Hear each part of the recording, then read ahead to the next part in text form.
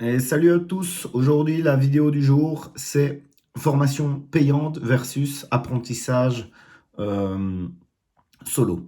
Alors déjà le premier point c'est que oui en fait c'est possible d'être autodidacte dans plein de domaines quoi, hein.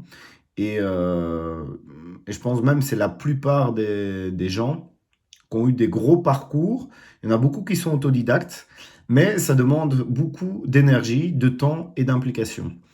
Alors, ce côté-là aussi, je pense que quand on est vraiment dedans, dans la merde, en fait, vulgairement parlant, ben, on est tout de suite beaucoup plus impliqué et réactif. C'est un peu la notion de l'animal sauvage qui a faim, qui chasse beaucoup mieux parce qu'il a la dalle, en fait.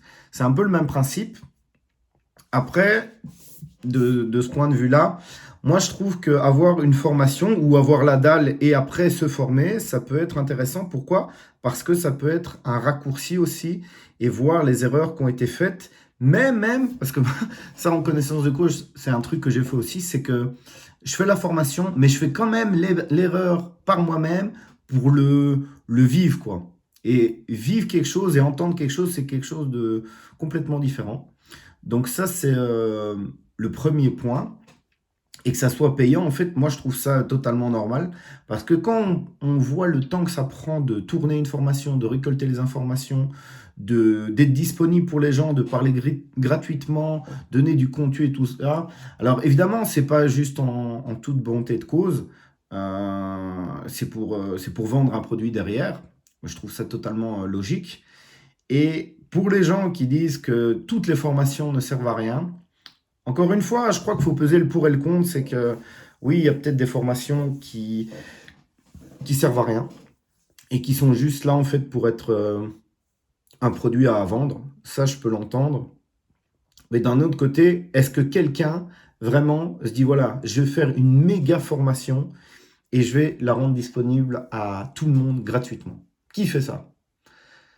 Qui fait ça? Donc oui, créer du contenu, c'est une chose sur Internet, mais vraiment donner tous ses tips, donner tout son savoir à quelqu'un d'autre par pur partage et bonté de cœur, j'attends quand même de voir.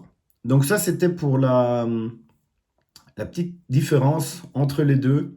Donc moi, j'ai envie de dire, je crois qu'il y a des gens vraiment bienveillants et qui partent avec un bon fond dans tout est gratuit et tout ça, d'accord? Je crois qu'il y a des formateurs aussi qui sont pas véreux, mais on va dire qu'ils font ça vraiment juste pour vendre des trucs et qui n'ont rien à secouer en fait de que vous réussissiez ou pas.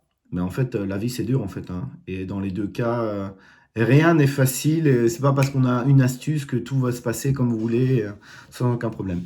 Donc voilà, mettez-moi en commentaire si vous êtes d'accord ou pas d'accord. Formation gratuite, formation payante. Moi, c'est un débat que j'aimerais bien avoir. Et petit placement de produit. Si vous voulez vous former dans la location de voiture, le lien, c'est juste en dessous. Je vous dis ciao, ciao, à bientôt. Et je vais faire une prochaine vidéo, là, dans la foulée directement, qui va être par rapport à l'assistance routière via Getaround. Et pourquoi c'est un domaine très technique et où on peut perdre pas mal d'argent. Ben voilà, je vous en dis pas plus. On se retrouve à la prochaine vidéo. Salut tout le monde.